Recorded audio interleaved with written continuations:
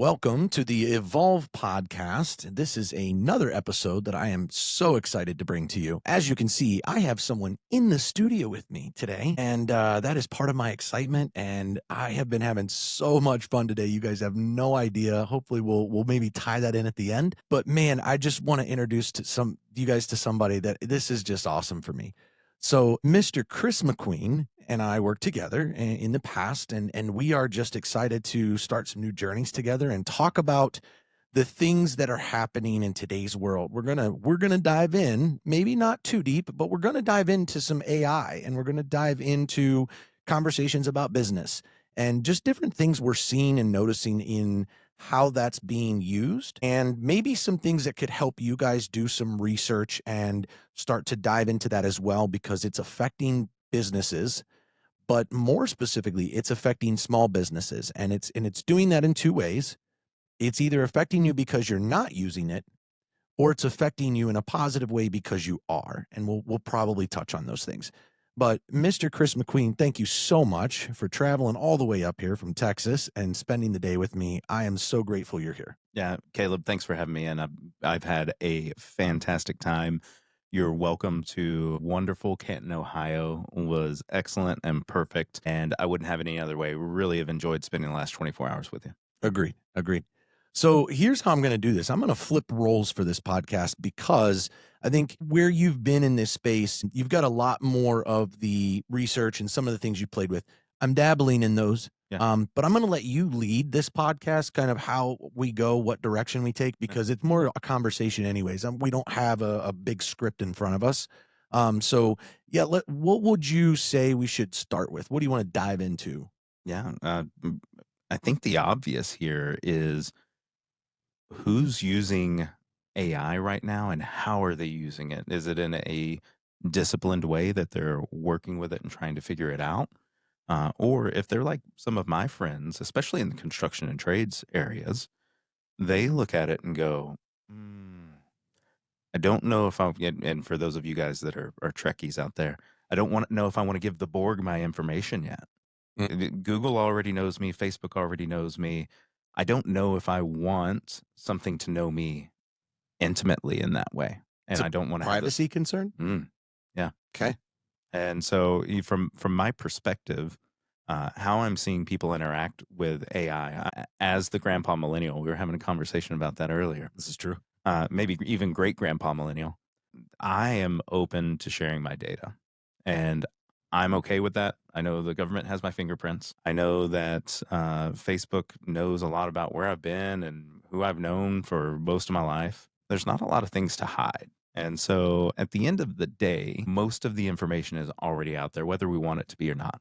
True. And so I'm looking at AI as a tool that is happening. And it's not a matter of if it has my data, it's a matter of when is that going to happen? And, and you hear it from people all the time, right? Well, I feel like these ads are following me around the internet. Well, they are. They 100% are. Right? Your computer told on you. Your phone told on you. Mhm. A new experience for me. Oh, and this might be interesting for you. Okay. New experience for me because I'm great grandpa millennial. We did discuss this. You are great grandpa Yeah. millennial. Okay, yes. good. A new experience is my partner in life right now, my girlfriend. At one point, we had a discussion, and she goes, "Hey, I'm going to share my location with you indefinitely." And I had to take a beat and say, "Do I want some one person knowing where I am all the time?" Even though you just covered how everything's out there. Yeah, Because let me take a stab at this. It's one thing for eyes in the sky, whatever you want to call that, government, to have access to that, because we figure at one point or another where we've been and things that we experience, they're going to get it if they want it because of the way that works, right? To look at someone you do life with and lots of other very personal and sharing feelings that you wouldn't share with anyone else, to say, yeah, I'm totally cool with you knowing exactly where I'm at all the time, is probably how some of those other businesses feel about the easier part. The government they feel the way that you feel, but you had to process the difference, right? So how did that go? So I asked my friends. I've got a group of friends. We talk weekly, and I said, "Hey, do you guys share a location with your spouse or partner?" And my friend, my roommate from college, he goes, Oh, yeah, it's way better. I said, "Tell me more." Right? Wait a second. That was not the answer I was expecting. Well, and because family dynamic for me, my parents are very old school, right? Like old school contractor, old school hairdresser, like great entrepreneurs. And every time that I have an interaction with my dad, he's like, "Nobody needs to know where I'm at all the time." And if you think back and you watch TV shows like Mad Men out there where you could disappear for days and just show back up. That's not our reality anymore. No, if that happens within 24 hours, sometimes less, there's a missing persons report filed. That's just what it is. And so the world has changed. Mhm. And I think for me was am I going from a passive permission with the internet, with the eye in the sky, to where I have to make an active decision to share this with someone? Yeah, that's different. And it hits different, right? It hits us in our feels different because the government's going to get what they want. That's easy to shrug off when you understand that that's really the reality. If the US government wants something bad enough from you, they will find a way to Well, get not it. just the US government, anyone all True. across the world. True. But specifically, like the concern as a business owner, the US government will get what they want from you. They will find a way. Whereas those personal people, even if they want it bad enough, if you've done a good enough job protecting yourself, your dad, as the example of like, nobody needs to know where I'm at, and everything's still on paper potentially. Yeah. That's going to be harder for an individual to do. Right. Yeah. And then to have that thought process, even as like, let's use your dad as the example. Okay, here are all the papers, right? Like now you're willingly giving up something that you've protected so well. Yeah. And I think you're right. That is a part of the fear, but on a different level. And so it's interesting that you tie that together. Yeah. And, so I'm looking at this from the AI perspective, right? There is a level of sharing, and that even I do now on my personal level. I put in guardrails and protections if I'm dealing with data that belongs to someone else. I look at it as personally identifiable kind of or business identifiable information. And I anonymize it. And, at the end of the day, it's just numbers at that point. And so on that personal level, I use ChatGPT for my personal. Okay. Yep. Specifically. I share a lot with ChatGPT. Does it know you better than your girlfriend? I don't think so. I'm an over communicator. Like that's a thing for me. Okay. Yeah. And so I ask it all kinds of questions. I mean, I have a whole chat in there that is every time we have a little dust up at home. Mhm. That is, hey, chat, I'm having another issue because I've prompted it. I stay in the same chat because it's learning about my relationship. Correct. It's taking that data and information. And I say, hey, chat, I'm having another problem here. Here's what I did. And it helps me to process through it, and partly because I'm writing it down. Like that's the big part of it. I could just journal it and think through it and be okay. But it gives me that time to reflect.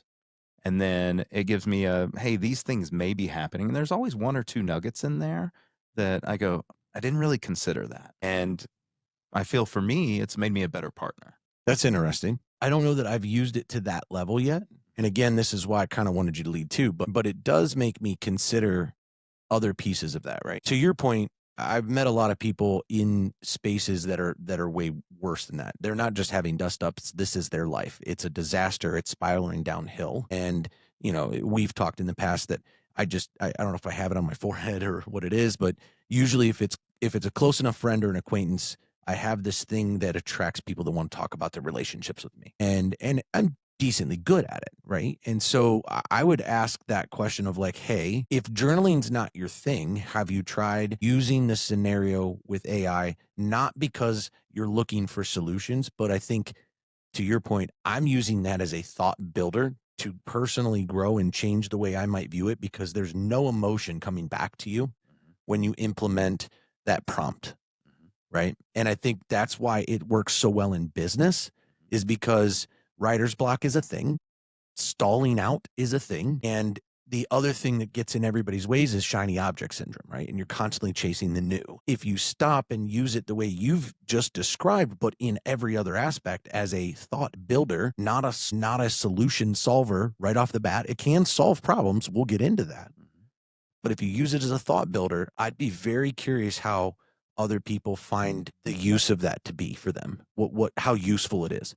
Oh yeah, and so this reminds me of one of my most specific use cases. So So one, to kind of tie up that conversation, that active permission, look, with AI, there's going to be a passive permission where it's going to have everything about you, whether you like it or not. True. Like that is 100% going to happen. Mhm. Just like Facebook now has a lot of information about you. Now one of my good friends, he's an off-grid guy, and he said that, well, I'll go live in the woods. And I was like, well, until the drones come and blow up your camp. Right. Right. Like that. Thermal imaging and places on the earth where you think you can hide do not exist. Yeah.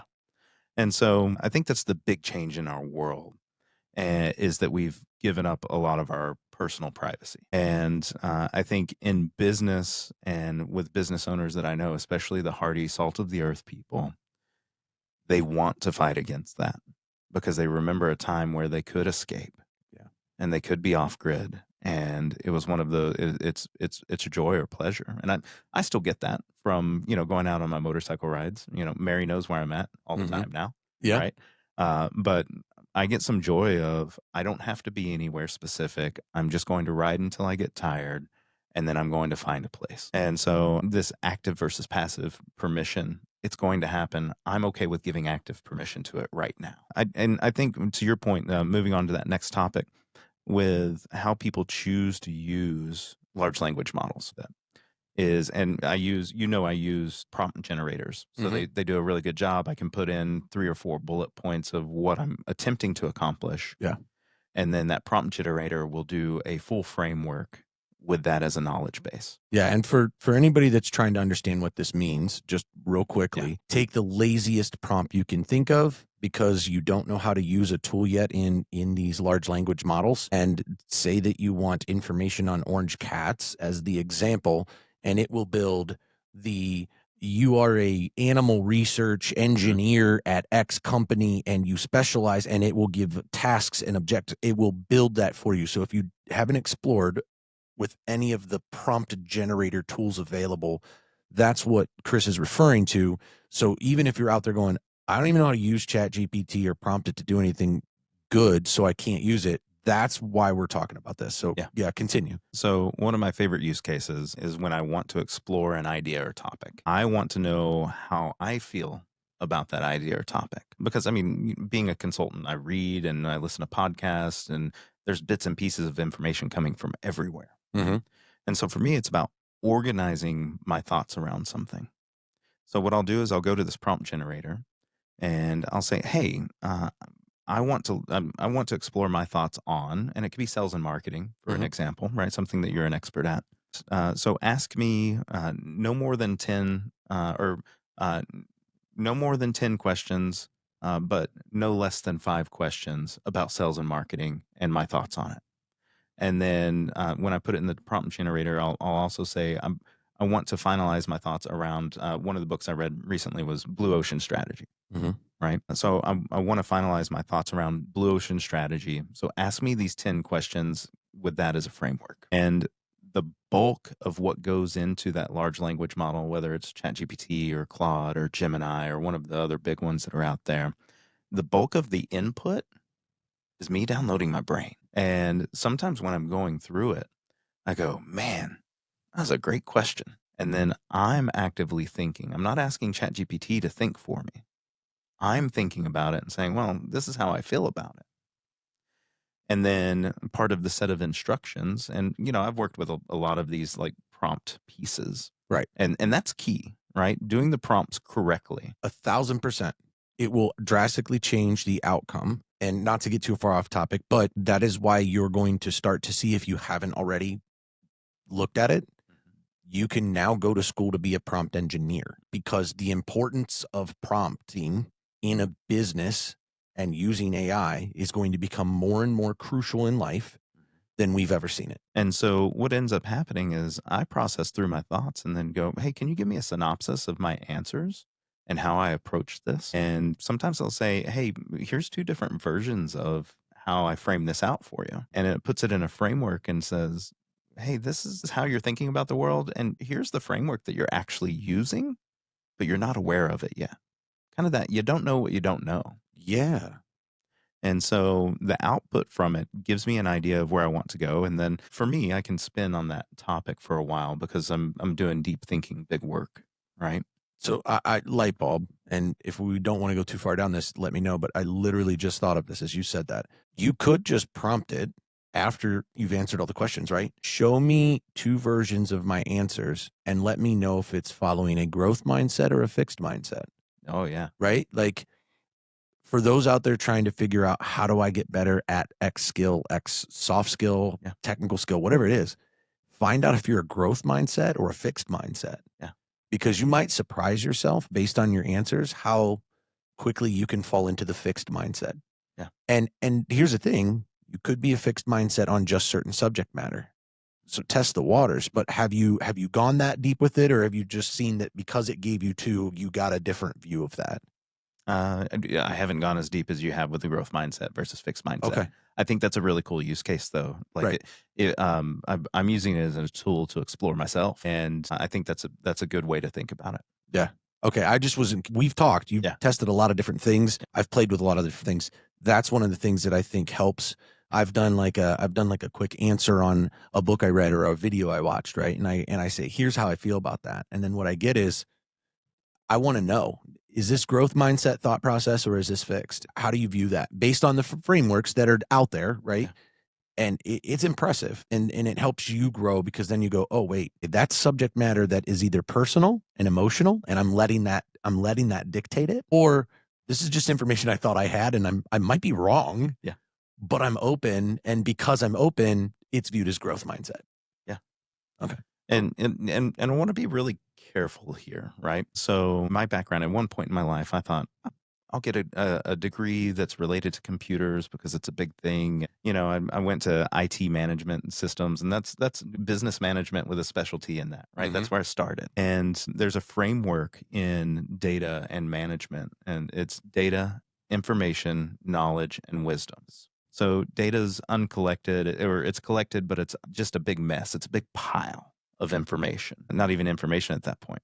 Zeros and ones, right? Yeah. It mathematical equation. Yeah. And then the next level is when you sort that and you put it in a logical order that we can understand, it turns into information. And then when you put application to that, it becomes knowledge. And when it's expertise and we know how something works, it becomes wisdom.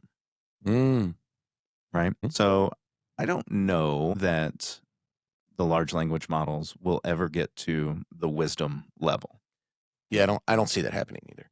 So I think there's space. Like when we start talking about this, and there's probably some folks out there listening that go, "Oh, this sounds really scary." It does, but I also feel there's a lot of fear mongering going on.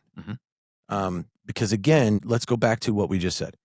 These are mathematical equations. The reason that ChatGPT knows you so well is because you've allowed it to. For those that don't know this, here's the good, perfect example of that. If you went to your computer right now, the end of this podcast and conversation, and you deleted your account and the history in your ChatGPT and then signed up again for the paid version, it would know nothing about you. Yeah, accurate.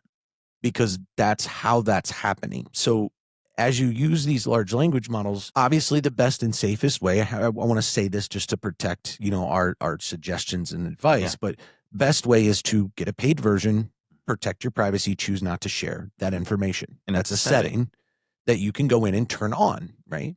So that eliminates one of the big fears. And you can read the terms and conditions and privacy policies on each one of those to choose what you feel safest with. Right? Let's be honest, no one's reading terms and conditions on anything. No, no one would have a phone if that was the case. Have you ever read an Apple's agreement and said, oh, I don't agree with line item AB3.5.C? First off, that's not even a real thing that I just said. And second off, nobody's reading that whole thing. You just hit agree because if you don't, you can't use it. Well, I think Apple's programmed their phone that if you say disagree with that, it actually shows a picture of a middle finger. It might. I don't know. I think that's fantastic if it does. That'd be great. You're probably not wrong. That's the funny part. No one would know. But anyways, so the point that I'm making for those that don't maybe play with it as much as we do, or they are they're fearing it. You can protect it that way, and you can read through which one fits you best, and then know that you're giving it permission to learn you, right? So I use Copilot, and I use it because I use all Apple products, right? I'm sorry, not Apple products. I use Copilot because I use Microsoft. I use the I use the Microsoft Word, Microsoft Excel, And because Copilot allows me to have a button inside of each one of those, as I work through slide decks, as I work through Excel sheets, as I work through writing documents, that becomes a library for Copilot individually in the program. And I don't have to go grab that file and tell the large language models, hey, review this file or do that. I can literally write 10 articles over the next 3 months, have a roadblock and go, I just need to get something out. Click the Copilot button in Word and go summarize the last 10 articles I wrote and write a new one. I didn't have to upload 10 articles. I didn't have to give it anything because it's a library. But if I delete my account tomorrow, it knows nothing of what I've written. Yeah. And that's where the fear mongering is kind of taken over. Guys, it's not as scary as it sounds. Yeah. I think the permission that we gave the internet when we decided that internet was going to be free, we gave that's when the advertisers said, we'll pay for it. We're on board. We'll pay for this. And since then, we've been giving away our data day after day after day. And there's privacy concerns, and there's people working through, like there's an ISO 4000 standard for safety with large language models. That's coming along, and we're starting to put some guardrails out there.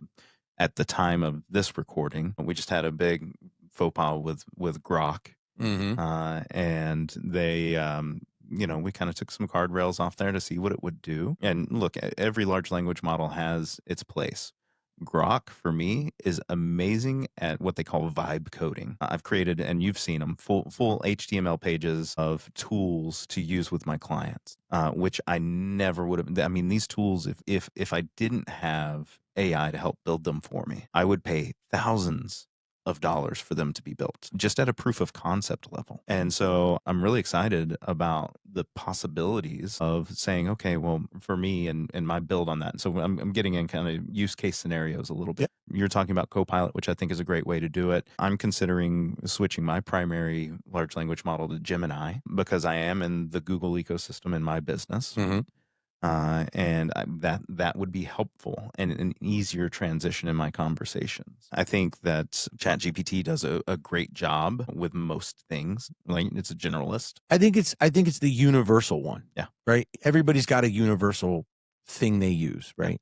That is universal. As an example, Zoom is universal for video conferencing. Absolutely. Are there other ones out there? Sure is. But that's the universal one. If somebody talks to you and you've done video conferencing, you've heard of it, used it, or been a part of one at some point. Yeah. So I think the big thing right now, especially for small businesses that we work with, and not all small businesses are seeing AI used in business efficiently yet. Really right now, and in my research, I've been on a mission because I love small business. And for those of you that are out there, the way I define small business is anything that is under, I mean, 50 million's like kind of the benchmark the government uses, right? But fact of the matter is, for you to be in the top 2% of revenue earning businesses in the US, you just have to be over $3 million. Yeah, it's the scale's not right. So when I think about small business, I'm counting everyone from, that $500,000, hey, it's me and a few people, and we're doing something that's pretty cool and we like it, all the way up to those people that have about 50 employees or so. And generally that gets people to that, $10 to $15 million mark in my type of businesses, in construction and blue collar businesses. Yeah, and I'm in the same boat, I think, when it comes to that definition, because for what I do at 10 to 15 at that point, you're well enough in and you're making enough profit and doing well enough that you've got teams of people, and my services just don't apply. And so that's my cap too, really. And when you start digging into the numbers on it, because I have looked and looked and looked, once you get over that $10 to $12 million mark, you're in the top 0.2% of all businesses in the US. Right? Wow. So lots and lots of small businesses out there, people that have, a nice little lifestyle business that never makes it over $1 million, but they provide good service. They have a small team. They go into the office. They enjoy being there. You have people that are growth mindset and want to grow something to sell it one day. And plenty of businesses in that, $2 million to $6 million range out there. Yeah, absolutely. And I think sometimes it's not even to sell it. I think I think there's a movement. I think we've noticed the movement, Mhm. right? Owners and entrepreneurs and founders popping up on LinkedIn and Mm. popping up in our circles. But I think it's the right movement. I think the society is starting to figure out ways to go, hey, I want to work for myself for multiple reasons. Revenue's not my only driver, but the flexibility, controllability of schedule, family time is a part of that. And I think that's the other reason. And I know this is true. Please correct me if I'm wrong while we're recording. It's the number one reason that you and I have been discussing and why we're so passionate about small business, because most small businesses that are where they're at and trying to grow, that's the one thing they're going to lose faster than they can figure it out without some help or guidance or something in the middle. Is they're going to lose the time with family because they're going to be working so hard on the business, and we need to help them work smarter, not harder. And we do that in completely separate ways, but in tandem, we're passionate for that reason. Yeah. We can help you get to whatever revenue dollar you want, but that's not what we want you chasing, at least not typically. Yeah. We want you to get your time back. We want you to get time with family. And that's why AI has to be a part of it, because it helps with automation. It helps with thought leadership and being smart in your space and being the guy that's doing something different. Yeah. And that stands out. Yeah. And so ultimately, those people that are working in these small businesses, I'm looking at it and going, okay, what is the AI market serving right now? And when I do my research, there's some really, really cool projects out there, and they haven't made it down to our small business market yet. Most of the tools out there are focusing on that top percent of revenue earners out there. Is it a price point? It Is that what you mean by that's what they're focusing on, is because the cost of it is so high? Yeah, so they're creating something new and innovative, right? So you need someone with money to back it. One of the tools that I found and that I'm watching right now is a startup, and it's only been around I think since October or November of last year. It's called Netic, Netic. We talked about this. Yeah. Shortly, but briefly, I mean, but we talked about this. Yeah. And they're saying, well, we're going to serve small to medium businesses, but right now we're only looking at people that have $50 million in revenue or They're not even medium business. Yeah, it's medium, and Yeah. you can't touch it for anything less than that. Yeah. And they're doing a lot of what we're talking about is automation. It's not even AI yet, right? Right. It's automation. Automation's been around forever. It's just happening faster right now. And so Netic is doing some really cool things on the front side of the business with sales and marketing and capturing leads and making sure that our propositions of how we do business are out there. And so when I look at these tools, I go, all right, $50 million, that's not my guys. I want this tool. That's not my guys and gals out there, right? So I'm looking for folks that are, and here's a few tools that I'll mention. And so if you're looking for someone that can help you on this journey, like I'm working on strategy side of it. I'm not working on delivery side of, hey, let me go connect all your tools and make you AI efficient. Right.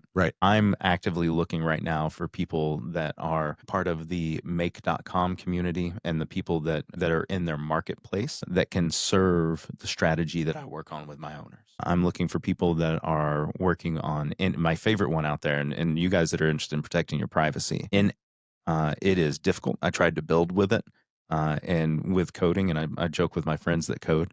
And I say, as well as I do, 95% of the way done might as well be zero, right? If you don't get it 100% of the way, it doesn't work.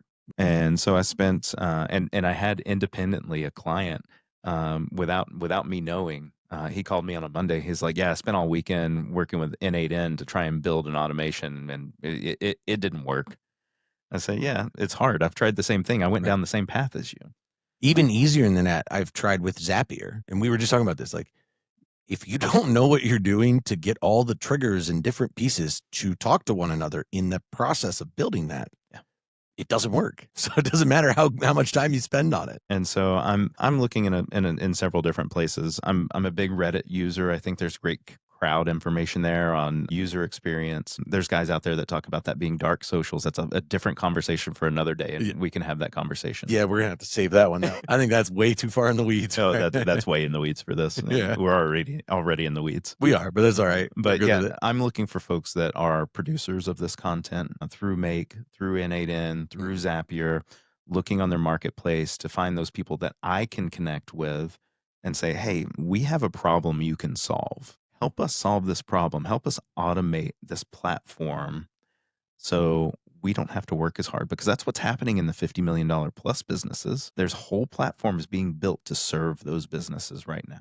And they're being built internally. Yeah. That's the so I want small businesses to hear this. You're only alone if you choose not to adapt to what's happening. The reason those large companies will always succeed and continue to grow is because even if someone else didn't build the tool, they have the funds and the resources, the capital, whatever, to go get the people that can build it. And when you understand that and know, okay, well, I can't afford that. How do I survive? How do I compete?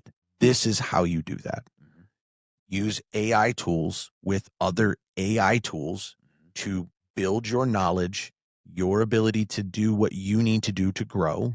And that can be financially, that can be socially, that can be on the HR and soft skill side of things. But use these tools to better your business internally, secure that down, get it a well-oiled machine, and know that you have a plan in front of you. Eventually, if that's the goal, you'll get to a spot where you can hire the coders.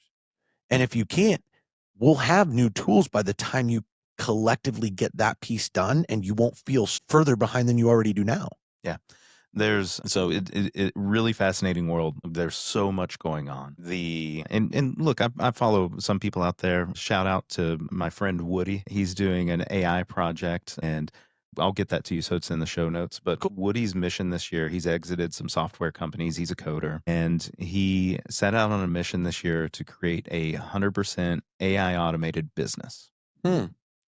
And because his belief is that your future business will be an API. Now, for those people out there that we're talking about a lot of technical things here. We're in the weeds. We already lost 75% of the people. If you are still listening right now, you're our person. And well, you're our person, or you're here to critique us and correct us, because I am sure that if I opened comments on this, which I typically don't, but if I opened comments, there would be a lot of corrections somewhere. I'll take it. I'll learn from my mistakes. I love that. All right. I'll open comments for you. Right, no, I'm just kidding. We'll open comments. But no, you're either our person, or you're interested enough to hear, or you're probably critiquing. And I know there's some coders out there that don't agree with some of the things. So I don't want to say that it's the end all be all, that I think it solves the problem. I do think there's a gap there that is not closed yet. Yeah. And I think I guess maybe this will help with the hate from coders. My belief is, I understand that this is not real coding, and that it can create problems if used or tried to be fully replaced by. I get that. However, hear the message that we've been talking about. We want small businesses to still have an edge when they can't afford and understand what they need to hire for a coder. That's the key to this. This is not about, I believe it's going to replace all coding. I believe this is I can create a program and do this. I like where Woody's going. I like this idea, but there's always, for all of those people that think this is bad, there's always going to have to be multiple human factors to this. And I think that's the piece where the fear mongering sets in. It's going to take over everybody's jobs. No, just get with the times a little bit. If you're a business owner, you need to, but understand that there's always human factors here. There were all, it's who's going to be the watchers of the watchmen. Yeah, right. Exactly. But there will always be a watcher somewhere in the system. And if there's not, then boy, different world. If there's not, I'm just going to say this because I feel this way. If there's not at that point, I don't know that we're alive, man. Like, if we've reached that stage, I don't know that we got there. And I don't know that we ever arrived in that world. I mean, that's the truth be told, if we've gotten to that stage. But either way, I agree with you. Like, there's always going to be somebody. And I think that if you're not using it, you are going to fall behind really, really fast. Yeah. And to kind of further this topic, right, that someone's always watching, the consumer's always watching, right? Whether or not your business does well, the consumer's watching. They may still decide to pay you because they don't like conflict, but you may have done a poor job. And that happens every day right now. But in the future, so going down this further, your business is an API. I know you tried to get away from it, but I'm going back into it.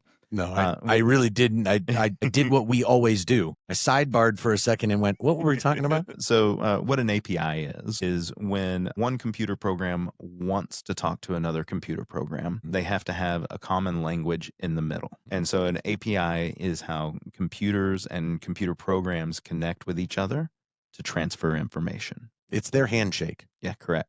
And so by saying in the future your business will be an API, what my buddy Woody is saying is that your personal AI, you'll tell it, hey, I want to order a large pizza. And it'll say, well, you ordered a large pizza from these 5 places over the last 6 days. You shouldn't get a pizza. But then it'll also take that and say, well, which one of these do you prefer? You want to try a new place? And you can say, well, I prefer this one. And it'll say, great, I'm going to go see what the best deal is from this place for this pizza. And then it's going to say, hey, if it's under $15, you want me to just buy it and get it sent to you? Yeah, sure. If it's under $15, send it to me.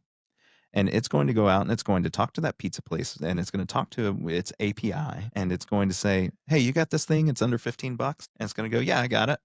Great. Send it to this address. I'll send you the cash, or the ones and zeros that represent cash. Correct. Right. Yep. The math. Yeah. And then it's going to go through their system. They're going to make the pizza, whether it's a human or, you already have fancy machines out here that make pizzas. They break all the time, right? The mechanics of things will still be something that needs to happen. That's why our plumbers, our construction folks, our people that are out there are going to have a job, because we can't make robots work hands like we work hands. And so, and it's just going to be put in the car. It's going to be put in the box. It's going to show up on your doorstep. And all you had to do is say, I want pizza. And yeah, I want this one I had last week. Did you use pizza on purpose knowing that Xbox already had that, like, kind of, that was a thing? No. So, like, on Xbox, if you're a gamer, like, there's I saw it done a couple times. I could be wrong, but I'm pretty positive about this. Like, you could, through chat with your Xbox, order a pizza. Oh, that's pretty cool. But again, I guess to that point though, right, of your business doing, I want everybody to remember the devices they now have in their house, because I don't know the actual number. I'm just going to take a stab at this one, right? The comments can correct me. I would say 80% of people in the entire United States have a smart device of some kind that they speak to before everybody heard about ChatGPT. Hey, Google. Oh, yeah. Hey, Alexa. Yeah. Hey, Siri. Hey, Gemini, before it was deemed as AI. Yeah. We've been talking, and yeah, I don't know what that means, man. All right. We're getting something goofy on. We're just looking at equipment. So I'll tell you what we're going to do is, why don't we finish this topic line, and whatever audio I get from it, if we don't have video, we'll keep going. But my long story short is we're afraid of something that we were afraid of also when that all started, the Hey Siri and the Hey Alexa and the Hey Googles. And now most of us have gone, oh, that's just a part of our lives. Yeah. My 4-year-old knows how to use Alexa now. So did it drastically change my life? Yes, in a positive way that has made things easier. Yeah. But it didn't take over my life. And I still have choices and I still do things. And I think that's what we have to understand is this is just new, and anything new this big gets scary. Yeah. And over time we go, remember when we were scared of Y2K? Did that happen? But man, people locked down for days afraid of that. And then it was nowhere near the catastrophe they expected it to be. Yeah, I can tell you though, I'm a whole heck of a lot nicer to the large language models than I ever have been to Siri. Well, that's probably true, because I think, to be fair, I am too, but I put it to everything we've discussed. Yeah. They can find more data than we can, than Siri could. Right? Like, they were coded differently. The aggregated data that they could go find, I'm like, wait a second. I don't want to get to a scenario where the mathematical equation somehow found a way to blackmail me. But in large language models, there's a good possibility it goes and finds an old video from college or high school that I did that was stupid, right? And goes, hey, you remember this video? I'm gonna post this to your socials if you don't start using please and thank you. Nice. So, but anyways, Chris, thank you for being here. We kind of went way off, but I'm totally cool with where we were at. We can do this virtually and we can come back to this and all that fun stuff. But I just want to thank everybody that watches this and looks at it. For those that don't know, I'll do your plug real quick. Chris McQueen is a small business consultant. So it's McQueen Small Business Consulting. Or if you want to visit his website, it's McQueenSBC.com. Based out of Texas, works with everybody across the country. We can do virtual, we can do in person, both of us. And we're just collaborating and partnering up in different places that we feel we can help one another, but we're in total different spaces to some degree. We're working with small businesses, but what we do is drastically different. But I would love for you to get in touch with Chris if you're hearing something in this and go, I really like where that was going. He's a great resource and somebody that you can really pick your brain with and help you think through problems and solve them quickly. If you haven't checked out what I'm doing and where I'm at, I've shifted gears slightly as my podcast has changed slightly, but it's www.client-minds.com. And really what I'm doing is things like this, but I'm going to take this and help businesses grow by doing small interviews, just like I did with Chris, and give you content from this setting to get out to all of your social platforms and stay consistent. And so that's kind of the package that I put together. And throughout that, we may learn that you need sales and marketing help, or you need me to work with your team, and we can do workshops and things like that. So if you have questions there, just let me know. But again, this is Caleb on the Evolve podcast with Chris McQueen from McQueen Small Business Consulting. Thanks for coming out, man. I appreciate it. Yeah, thanks, Kellen. Absolutely. Have a great day, guys.